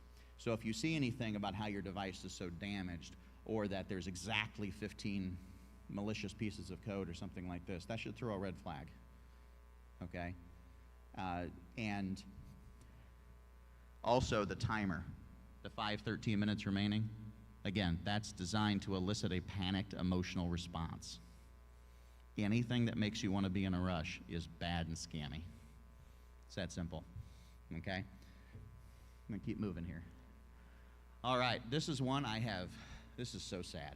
I have seen this probably a dozen times in the time I've lived in Macon County, so almost once every other year or so, where a lonely person will get solicited through Facebook or through a phone call or whatever, and this person claims to be a long-lost high school friend or something along those lines, and they've been thinking about you, and they really miss the fact that they missed having a relationship with you, and they want to reconnect, and they know things about you and the person you think it is. And I have had people give away tens of thousands of dollars because they thought that they were helping their long-lost love come see them. If you do not know a person in person, do not give them money, ever. That may sound obvious, like I'm preaching to the choir here, but boy, I've seen this one. And this is the saddest one of all because it absolutely preys on the lonely in our society. And now you've not only taken their trust, you've taken their money. Oh man, that's a nasty one. Tax scams, I think you all kind of touched on that one. Okay, the IRS will never call you. And I noticed one of you talked about toll scams. Just yesterday, I got a phone message that said that I owed like $25 in tolls in Kansas. Well, that may be possible because my daughter lives in Kansas and we drove there to see her, and maybe we do owe tolls. But then that very same day in the mail, I got an actual bill from the Kansas Transit Authority, and the actual bill was $6.17. So somehow they found out I owed a toll, and tried to get it from me. This scammer did. So you ever hear about those company breaches out there? You know, that people steal your information? Well, sometimes they only get a little bit of it, but it's enough to contact you and fake being the biller. Okay? The IRS, the state, anything like that is always going to mail you a bill. The reason why mail fraud is not as common is because it costs the scammer money to send you something in the mail, but a text message or an email is free. So always be skeptical of those kinds of things. Charity scams, already talked about that. Everybody else touched on phishing. Medicare scams, this one preys on seniors. I've seen this multiple times where a company will call. In fact, this happened not at all long ago here at the church. I had a person who called. They got an advertisement that was claiming that they could get this particular Medicare plan that would pay for their insulin. Well, this person was on a fixed income and insulin's expensive, and so that immediately appealed to them. The problem is it was a scam, and they just got their money. If it's free, it's not real. We don't have a free healthcare system, so there's no universe in which anything is absolutely free, okay? And so this is one of those just sad things that preys on people. Arrest scams. I had a lady about a year ago who, I think Jeff and you all touched on this, claimed their grandson was in jail, and she tried to call her grandson, couldn't reach him. The reason why is because he was at work. So she fell for it, sent him $10,000 out of a panic, because she panicked. Don't panic. Let me tell you something about jail. Jeff can back me up on this. I don't visit the jail as much as I used to, but when I've been to jail many, many times, not as an occupant, but as a minister. And Jeff will tell you this too. Jail in America isn't all that bad. Okay? If your grandson or whatever is stuck in jail overnight, they will survive. Do not panic. Okay? In American jails, you're air conditioned or you're heated, you've got 3 meals, you've got a bed, you've got a shower, you've got a toilet, you're fine. Okay?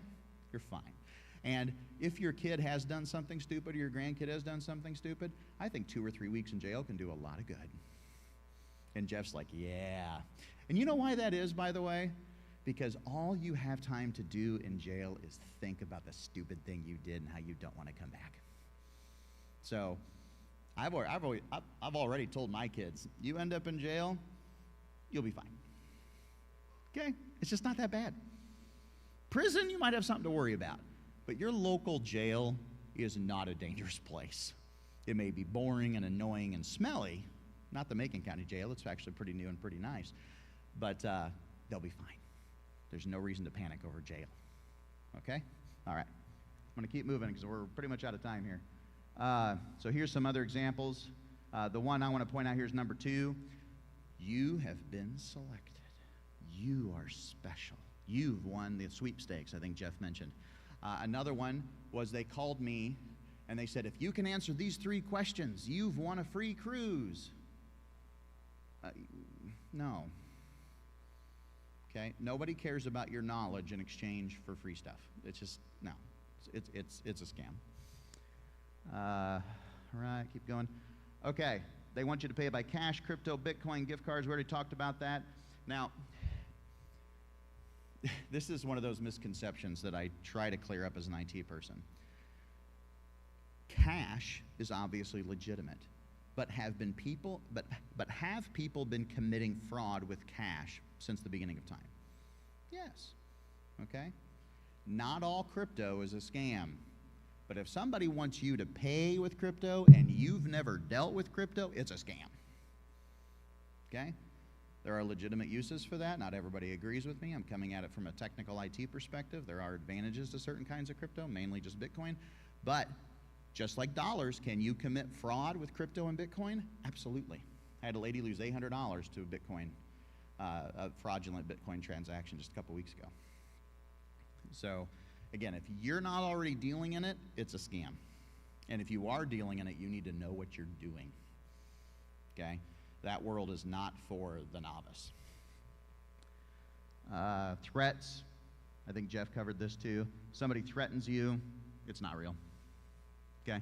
No legitimate company or government is going to call you and threaten your family if you don't pay a bill. Okay? You'll get a notice in the mail, there'll be a court procedure, so on and so forth. So again, tips here. If you're not 100% sure, get information, but don't give information. I think we already talked about that. Do not panic. Do not rush. Some other scams here. Don't click any links unless you're certain of the source. Absolutely all emails claiming to give you free stuff are scams. No exceptions. Okay? Real simple. If it's free, it's not real. Again, preaching to the choir here, but I just can't emphasize this one enough. Especially if you're low income, fixed income, broke, this can be so appealing. Again, they're trying to tug at your heartstrings. If there's an emotional response to an email, it's probably not good. Okay? Never respond to an email sensitive information. This is something I was just talking to Kim about, and I want to cover really quickly. I love email. I use email for like everything. And you can email yourself whatever you want. Okay? You're not going to risk anything doing that. I email myself stuff constantly. But you should never send sensitive information via email. Okay? So let's say I'm dealing with a company. Like recently I got a small loan, and I was dealing with the bank, and we were emailing back and forth, and it came time to give some sensitive information. I said, tell you what, I'll text that to you. I'm not going to email it to you. And they're like, okay. So I'm texting the person I know that information. I'm not responding to an email that could be intercepted. Okay? So break up your communication. So maybe you give a little bit over the phone, maybe you give a little bit via text message, but never send anything over email. Okay? And again, if you don't know who you're dealing with in person, then don't give them anything. If you don't know them, don't give them anything. Do not trust, fall in love with, or get attached to anyone you have never met in person. Again, it goes back to that romance scam. Same applies to text messages. Don't click any links. Somebody asked me earlier, is it okay to open an email? Yes, just don't click anything inside the email. That's a big one, okay? It's okay to open an email to see what it is. Just don't click on anything in it if you're not sure, all right? Another thing you can do, and this is a big one, instead of clicking something in an email or trying to type in the address perfectly into the address bar, search for it, okay? If you Google Amazon, the chances that you're going to get to Amazon is much higher than if you tried to spell it and you're not good at spelling. There's a website I use called Splashtop, and I have discovered how many people do not know how to spell splash. And you may think that's funny, because you're like, well, that's a pretty simple word. But all you got to do is fat finger one letter, and there's all kinds of scam sites that have imitated that website by just misspelling one letter. Okay? So you got to watch for that. If you're not a good speller, search for it. Don't try to spell it. Facebook scams. This is one I see. This is the one I see most right now. Somebody's trying to look at a recipe on Facebook, and they click on it, and guess what it is? A scam site. So here's what I recommend. You see a recipe on Facebook you're interested in, search for it. Google it. Okay? Facebook right now is just loaded with junk ads and scams. I just can't emphasize that enough. If you have to click on it to see more, there's a good chance it's going to take you somewhere bad. Okay? Just don't go there. Again, search for it. If it sounds interesting, search for it. Look it up. Do the legwork. Many charity scams. This is another one on Facebook. Oh, you know, this child's dying of cancer, and, you know, we're raising all this money. Don't give to things you don't know. I know it tugs at your heartstrings. I have fallen for this. One I fell for, it wasn't even an online scam. It was a local family that met me at the gas station, and they wanted money because they were traveling to Chicago for work, is what they told me, and they needed money for gas in a motel. So I bought it for them. The very next day, I find them at Walmart doing the exact same thing to other people. So, again, if you have bleeding heart syndrome like I do, it's easy to fall for this stuff. Be careful. Jeff.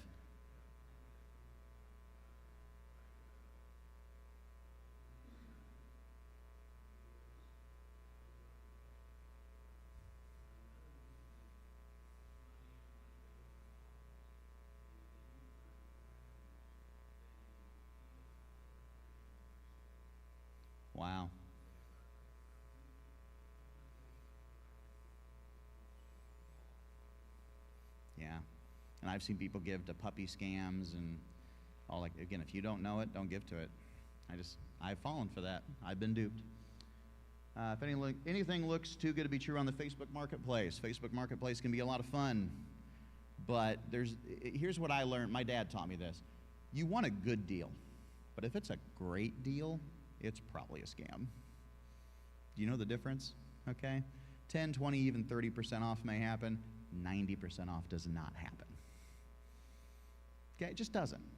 And part of you is like, yeah, but I know my cousin Jimmy, he got that one deal, and I just forget about it. If he got lucky, you're not going to. Just, one of those things. So watch out on Marketplace. Lots of scams, especially vehicles, like that $500 truck somebody was talking about or whatever. That's not a thing. Okay? I have a 20-year-old Ford Taurus I drive every day. Okay? If a car is running at all, it'll sell for at least $1,000 to $1,500, even if it's a 20-year-old Ford Taurus with a bunch of dents in it. Okay? There's no such thing as a $500 car that's worth buying. And again, I'm preaching to the choir. You all know this, but man, just pass this information along. This is another one on Facebook. And I think Janet touched on this and maybe a couple others, where you get a message from a friend on Facebook, but the spelling is just a little off, or there's an extra space or an underscore or a 0 instead of an O. If it looks off, it probably is. So watch for that stuff. If you're not sure, don't act. Ask. Okay? All right. Almost all prize giveaways, job offers, quizzes, coupons, rental ads. And this is another one. Is this you in this video? I got an email claiming that there was a sex tape of me. God help those people. That would be horrible. I don't want to see that. Nobody wants to see that, okay? I'm not trying to be irreverent. I'm just being honest with you. That kind of thing might shock you or scare you, I think, especially if you're a lady, because you'll think, oh my gosh, how did this happen? It's not real, okay? They're trying to scare you to get you to click on something to emote an emotional response. Don't fall for it, okay? What's that? Yeah. And the job offer one, you should never have to pay money to apply for a job, ever, okay? I fell for this one too, now that I think about it, like 20 years ago. I fell for that. I was in the middle of, and I hate to say this because I'm ashamed of it, but I was divorced when I was very young, and I was desperate. And I was trying to find work that would pay enough to pay for everything to survive. I had a child too at the time, and I fell for one of these. Gave $100 thinking that it was going to get me in line to getting this job, and I just lost my $100. Google it instead of clicking on it. Ask around. Do not panic. Do not rush. We covered all that. Okay, that's it. Questions? Sorry, I know it's like an extra 7 minutes, but I tried real hard. Yes. Yes. Yes.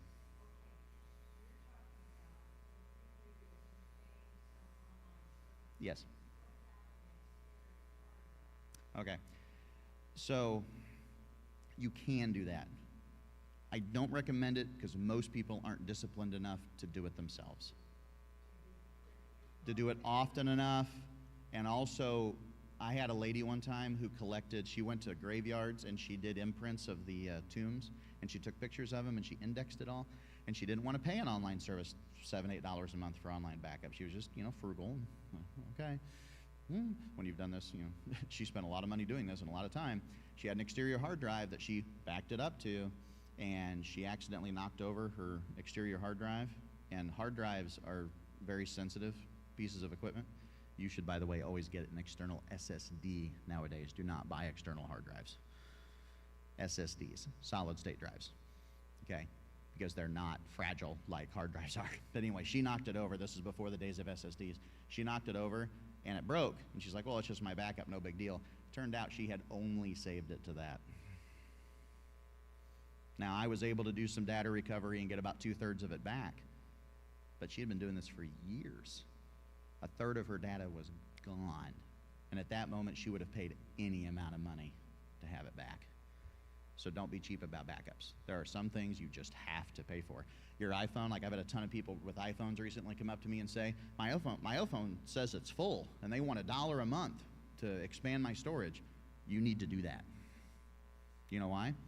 Because if you don't, and your phone is lost or broken or stolen or encrypted, you could lose all your photos. Okay?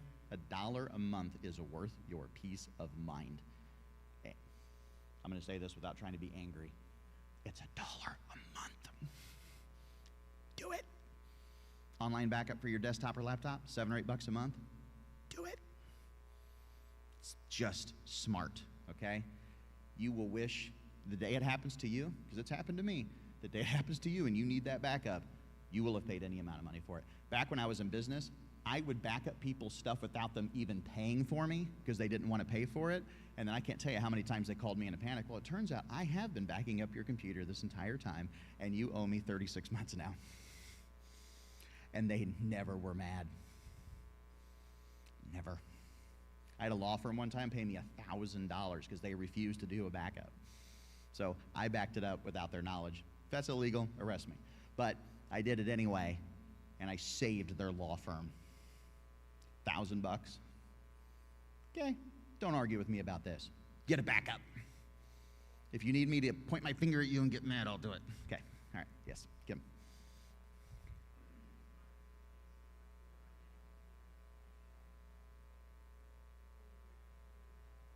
Yes, they don't last forever.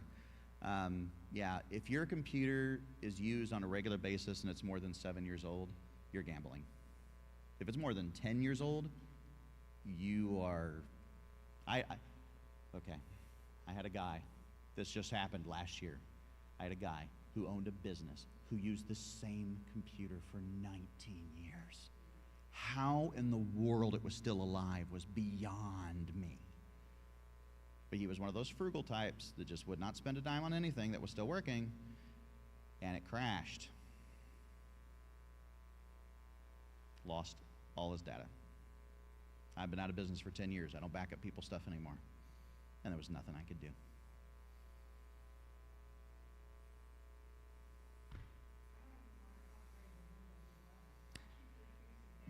Okay, let's talk about that real fast. You're going to have to. And let me tell you why. Because software, just like hardware, becomes obsolete. And they update it for security reasons. And as of October of 2025, you got to be on Windows 11. So you got till October 2025. I'm telling you, you got to do it. And I've had people ask me, well, can I wait until then? You can, but let me tell you what's going to happen to me in September of 2025. I'm going to get 1,000 panicked phone calls. I'm not even in business anymore, people, but I'm still the only guy around, so I get these panicked phone calls. Please go ahead and do it. Yes, it's a little different, but it's actually just fine. Okay? The learning curve is actually not that bad. Some of you probably have Windows 8 or Windows Vista traumatic syndrome. Do you remember those days? Vista and Windows 8? Those were horrible. Okay? 11 is not that way. It's going to be okay. I understand your concern because, you know, when people went from 7 to 8 and it was awful, like I was backtracking everybody back to 7. Thankfully, Microsoft extended 7 and XP, so we were able to avoid Vista and 8 if you wanted to. But since 11 is fine, they're not going to do that. You're going to have to upgrade. Wow. Don't store anything on there that matters to you, please. Some people have like an old game or an old something that they want. That's fine, but don't store anything important. Okay? This guy with this 19-year-old computer, and he yelled at me when I couldn't recover the data. And I was like, I told you, I'm not a miracle worker. People sometimes think I am, but I'm really not. Okay? I'm a good computer technician. That doesn't mean I can do anything. All right? That's really important to understand. Okay, great questions, thoughts?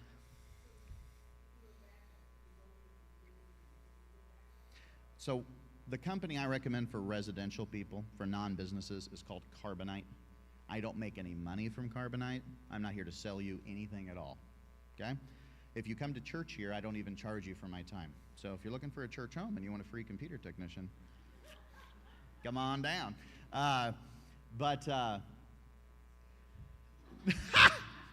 No, it's one of the perks. You know, it makes up for my other deficiencies, okay? Like if you're bored during the sermon, you're like, well, at least he fixes my computer. You know, there's upsides, okay? So carbonite, C-A-R-B-O-N-I-T-E, so it's very phonetic. Yeah, carbonite. And it's going to cost you about $70 or $80 a year per computer. Do it. And they have a monthly plan too, but it's like $13 a month, so you're going to spend a lot more monthly. There is one upside to the monthly plan, though. If you decide to switch, you can switch after a month. If you sign up for a year or two, you're stuck for a year or two, okay? But it's really the only company I recommend for residents, and the reason why is because it's really easy. There used to be a company I really liked called Crash Plan, but it's got so complicated to use, it's just not a good idea for residential people. If you're not an expert, I just stick to Carbonite, okay? And I sound like a hypocrite because I use something called iDrive, but it's meant for IT technicians, okay? It's not good for residents. So that's a very good question, though. And your iPhone, or even your Android. Like I pay $2 a month for a special Android plan on my phone, but I have a lot more data than most people, so I don't need the $1 a month plan. I need the $2 a month plan. You'll notice that I'm putting my money where my mouth is. You need to do that, okay? It costs money for companies to have servers to back up your data and to store your photos. That's a perfectly legitimate charge. Well, if you have an Android and it comes up at any point in time and says you're out of space, you know, you need to spend $1 a month, okay? Now, it could be a scam, but it also could be legitimate, and that's why you need to ask somebody who can help you and make sure. And you can go to your local cell phone company. You don't have to talk to me. You can go to US Cellular or T-Mobile or whoever it is, and they'll tell you if it's legitimate or not and help you sign up. And that's a very good idea, because if your phone gets encrypted by one of those encryption scams and you don't have a backup, you could lose everything.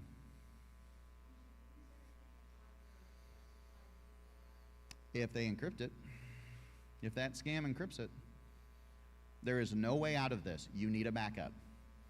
As somebody who uses, I have 3 backups because I am paranoid. Do you know why I have 3 backups? Okay, this is going to sound funny, but do you remember Star Trek and the transporters? Okay, well, if you know how the science fiction of that works, they literally dematerialize you and then materialize you in another place, okay? That system has 3 backups. That's where I got the idea from. And you know why it has 3 backups? Because it turns out dematerializing somebody is kind of scary.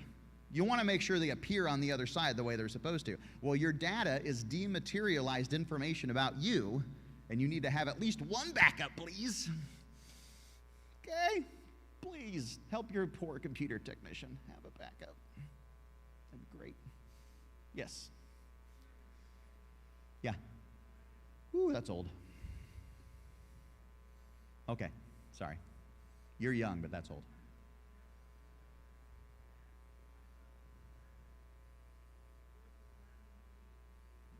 Yes, yes.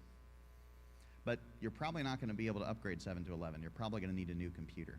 And I'm glad you brought this up, because any computer before 2018 can't run Windows 11.